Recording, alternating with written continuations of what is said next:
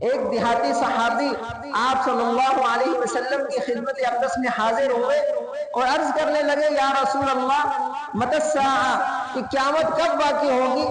آپ صلی اللہ علیہ وسلم نے فرمایا، وما اعددت للساعہ، تو نے قیامت کے لیے کیا تیاری کر رکھی ہے؟ وہ صحابی عرض کرنے لگے، یا رسول اللہ اور تو کچھ نہیں، بس مجھے اللہ اور اس کے رسول سے محبت ہے۔